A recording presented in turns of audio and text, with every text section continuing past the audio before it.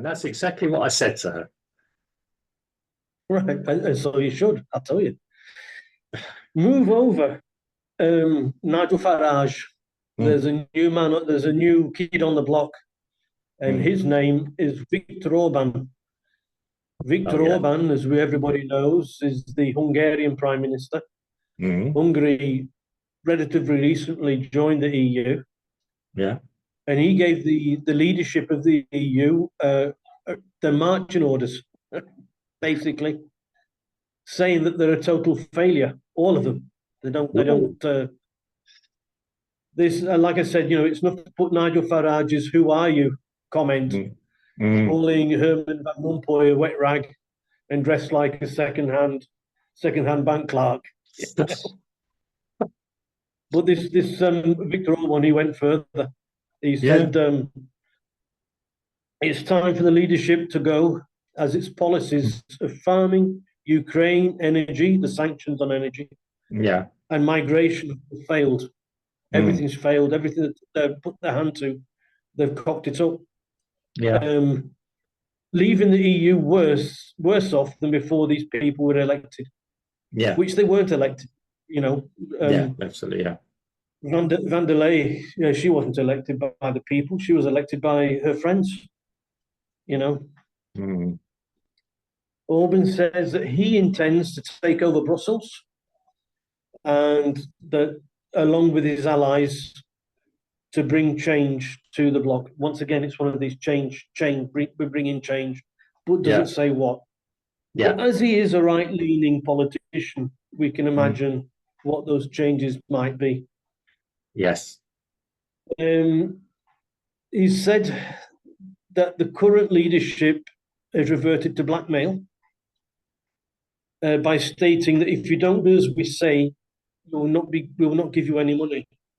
Mm. And he's speaking in relation to the EU saying to Hungary, if you don't take in the Yeah. migrants, Yeah. we won't give you any money to help you out.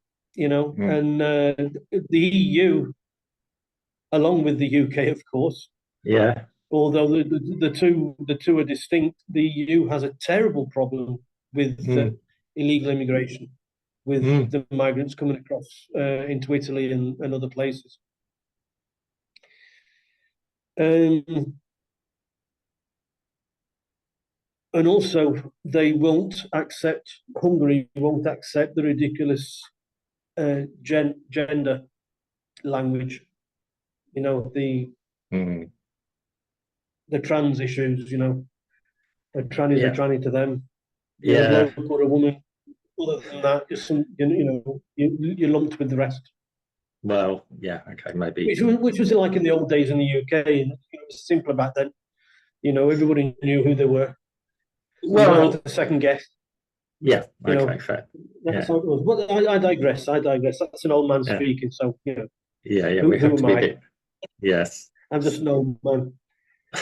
He said that the green agenda had failed Yeah. because it went against the economic and industrial interests of Mm. of the union, and he's right. He said that farmers were protesting across Europe because Mm. of trying to reduce the space to plant the crop because of the CO2 and all this, that, and the other. Yeah. He said climate neutrality should not be politically driven. Of course it shouldn't. Mm. Of course it shouldn't. Otherwise, it will destroy the competitiveness across the EU. Of course, Yeah. that makes sense. Of course, it makes sense. You can't. Mm. A one size fits all just doesn't work, Yeah. which is what the EU tries to do. Yes. The reality of somebody in the north is a lot different than somebody in Greece in the south. Mm. Cool. Yeah. Hungary refused to give arms to Ukraine, Mm. of course, which put them in the bad light with Van der Leyen, because Yeah. she thinks that they should. But, each individual member should be allowed to think as they think fit. Ooh. You know, Ooh. Yes. Mm. Yes. um, and in Brussels, we all heard about the the meeting that was stopped by the mayor of Brussels with Nigel Farage, who was going to speak and all that.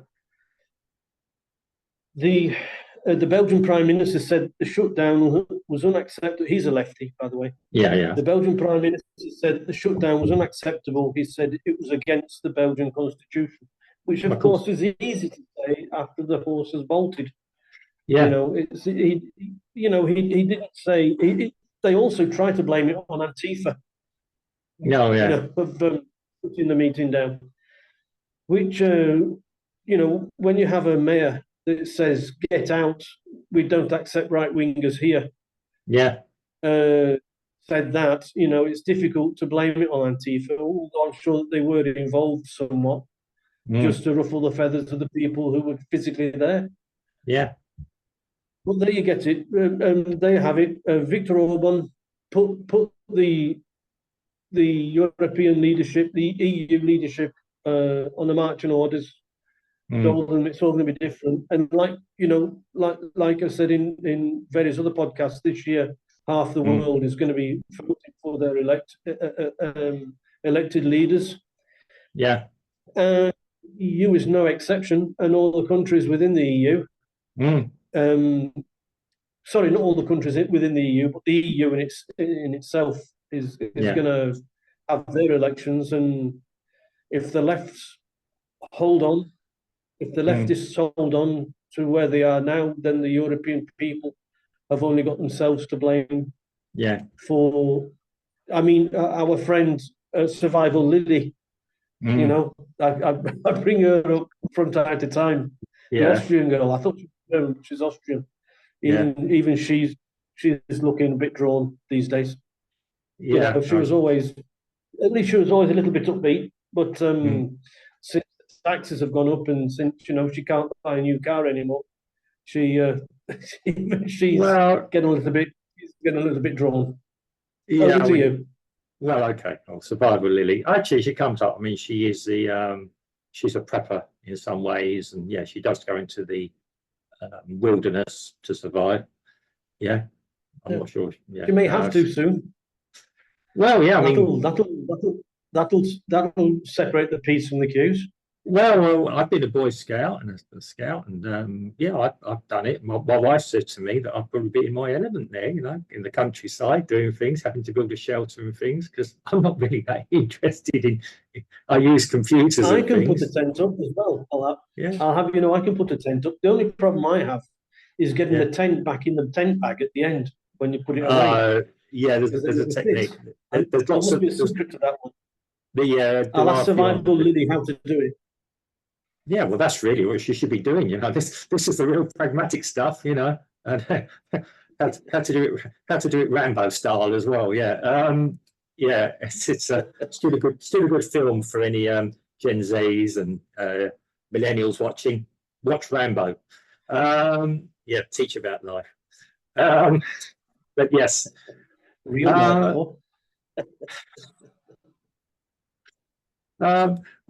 Now, when we're looking at the politics, as we said just the previous thing, it's all right us voting. Now, in Hungary, to be quite honest, and if you've ever mixed with a few Eastern Europeans, and I'm going to sound a little bit stereotypical here, none of them particularly like the Hungarians for whatever reasons. They're probably the Frenchmen of Eastern Europe or the Argentinians of South America. The Argentinians of Eastern Europe as well. Sorry. Yeah, they are quite a breed. They're quite aggressive. They are. There's one or two. There's a few Eastern European countries who do not really trust Western people for obvious reasons in quite more recent history. I believe the Czechoslovakians are the other ones, and I think the Romanians tend to keep themselves to themselves. Yeah. They're quite a bloody internal civil war as well. The Czech Republic, you need to learn what the difference between Czechoslovakia and the Czech Republic, and then wonder why the people in the Czech Republic are a little bit dubious about the West. Yeah, well, we know yeah. I mean, they split Slovakia. They had the Velvet Revolution in Slovakia. They split up quite peacefully because they didn't want problems. But yeah, yes, yeah, we all know the history, and yeah, Poland got protected. The Czech Republic didn't. Simplistically looking, yeah, it is a. Now, yeah, he's come in. He is quite a firebrand. He's like I knew a neighbour down in South America in many ways. I watched that guy, and Yeah. I can see some similarities there. Maybe you need a firebrand to start asking some questions. Yeah, I mean, yeah, I mean, now you made me laugh when you're talking about, yeah, is the European Union or the European Commission elected? That's an interesting question, because apparently the explanation I've heard is we elect our great and good MEPs. politicians, the MEPs, to go and sit in there, the great and the good, to represent our local areas, who then have a say in who does actually go forward, and even if they don't get the final vote, they still have an opinion. But what an opinion is, I don't know. But yeah, certainly these are not people I'd have personally voted for, nor do I have any major respect for. Yeah. Hey, I'm still European. Do I respect many politicians? I don't know. I reserve judgment on that. It's very difficult for me to respect any. Very difficult. Well, but go on, digress. Not my time, it's yours. Go on. Yeah, but it's no, I think it's quite interesting. We're probably on the same page on a few things. But yeah, he is certainly an interesting character. I mean, it's evident, obviously, he has a bit more power than Nigel Farage has, even less charisma, but probably a lot more power to actually do something. I don't know how friendly he is with Mr. Farage. I don't even know if Mr. Farage will end up in a position of power as well, if he'll be allowed to get there. Yeah, I mean, Farage is certainly not the British version of him. Let's put it that way. He's still a bit more establishment orientated. Nigel Farage is. That's how I see it. He'll still rather try and do it diplomatically rather than firebrand it, which was probably a bit of a problem, actually. Lee Anderson is the big difference between Farage and Orbán is that Orbán, as he's the prime minister, he's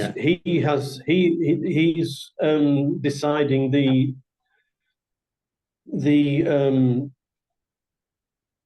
way that the country is going to go, and Nigel Farage was never in that position. No, basically, Farage had to dodge and swerve and try to do what he could when he could. I mean, Nigel Farage is probably... And I don't think that Hungary has the same problem as what the UK does with the shadow government. I think in Hungary, what you see is what you get. Yeah, I mean, it would even be very difficult for us to go and emigrate to Hungary. So it's not that they've got a big policy, what can you bring to our society? So we could go, we could go to the book and they look at us very suspiciously. I don't know the immigration figures for Hungary. I've met some Hungarians. They seem perfectly decent chaps to me, and chapesses. It's very traditional in the way they want to carry on their lives. They can appear to be quite aggressive people when you meet them, the Hungarians, funny enough. Got nothing to be happy about. Goulash, the goulash dish in Hungary, you should never eat goulash in Hungary, because we're in the West, the UK and and America and the likes, when we make Russian goulash, we put fine meats in the goulash. And goulash really is where you put the scrag ends. It's a little bit like, a hot pot or something like that, where you put. And so if you go to Hungary to eat goulash, that's what you're going to get, the scrag ends. And when the goulash becomes a national dish, that you know that life isn't easy. Well, You know, it isn't bullets and chips. It yeah, isn't. It isn't escargot. You know, yeah. it isn't. Yeah. You got to They're think. not delicacies. Yeah, here the national dish for Brazil is probably feijoada, which was a meat stew with beans. That came from the slaves who, like to say, put any old stuff in there. But again, actually, I've seen my mother-in-law putting in, yeah, for one day, yeah, they put in anything in there, but thing to give it a taste. So again, yeah, there's a few national dishes like that, but yeah, probably in Hungary they'll probably go back to real tradition. Yeah, waste no part of the animal gets wasted. Yeah, No, quite literally. Yeah, I not mean, even their eyebrows. yeah, I've seen some things here. Chicken feet have popped out of a dish on me one day here. It's a bit of a shock. Yeah, I know. yeah, but yeah, yeah, you're not forced to eat it, but yeah, Eastern Europeans are a funny breed anyway because there's not a big love between them all. When they sort of say alliance between them, I mean, you only got to watch the videos of the Polish and the Belarusians shouting at each other across the border. Um, I don't know how much love there is between the Ukrainians and the Belarusians. I imagine not a lot. Um, if the Ukrainians had a lot of love to start with, anyway. Yeah, I mean, I've never known them so popular as they are now. Suddenly they're like the international freedom fighters. Hang on, this probably get well far go down this road. I mean, yeah, the Eastern Europeans have had it tough one way or another. They're kind of cool between people, even now, between ideologies, which way they choose to go. Yeah, Hungary's always been about freedom. We had the Hungarian uprising against Russia.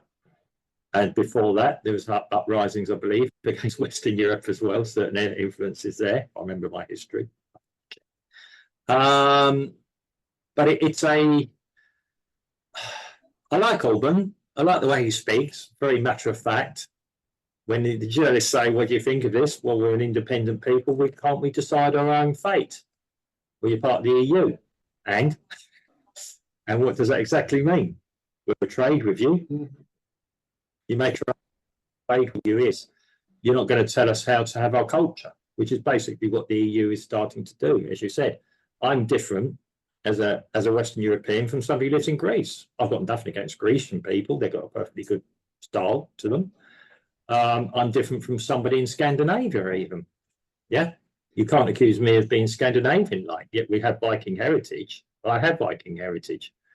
I have Norman French heritage, which is Viking heritage. And I'm certainly not like a French person. Yeah. Am I like a German person? I don't believe so. So how can you tell me a German is different from a French person, is different from a Scandinavian, is different, like you say, from an Italian? So one size fits all certainly doesn't work. I'm not saying that. I like the original idea of the common market. The name is the clue is in the name, common market. We had if you like, a set of rules we all did business with each other with, which saved a lot of paperwork. In theory, these things grow for different reasons. People have always been in 1970s when the UK entered. Don't forget the French were resistance against the English, British going in there. Sorry, the British going in there because we had a way of taking over. Margaret Thatcher actually saved what was then the EEC in the 1980s with policies. We actually rewrote the rule book for it and got accepted with minimal changes. Again, it was still about free market.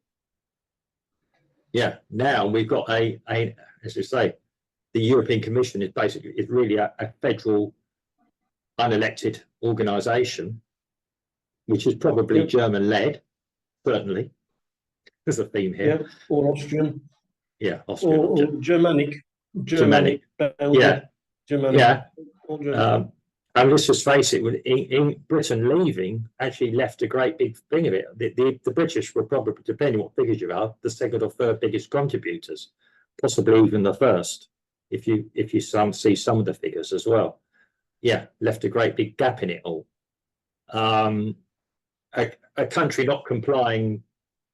Yeah, I mean, Hungary, yeah, you're going to give money to people to have more population when they can sustain their own population. How does that make sense? I mean, there might be a perfectly good reason to have, like I said, population increases in certain countries. To draft their people to our country. Yeah, to fill in our black holes. But I'm going to be quite honest here. If I'm putting in people to fill in workspaces, that's a slave culture. Yep. Yeah. When I'm applying logic to that's it, the next step. Yeah. Well, we know that. Well, like I said in another podcast, Mark. You know, if you're an immigrant, you can earn up to 80% of what a British national earns doing the same job. Yeah. So you know, it's a 20% decrease for companies to pay out, although they wouldn't pay. I don't think they pay national insurance because they're not British. Yeah. No healthcare. However, either way, you know, but of course they do. They don't have healthcare, but they do. You know? Yeah. Yeah. I mean, yeah, we keep going on with this. As I said, if we keep saying it's been a theme of our podcast today, doesn't matter who we elect in, if they can't change the thinking, as you call it, I call it the blob, you call it the shadow government. It doesn't matter who we elect.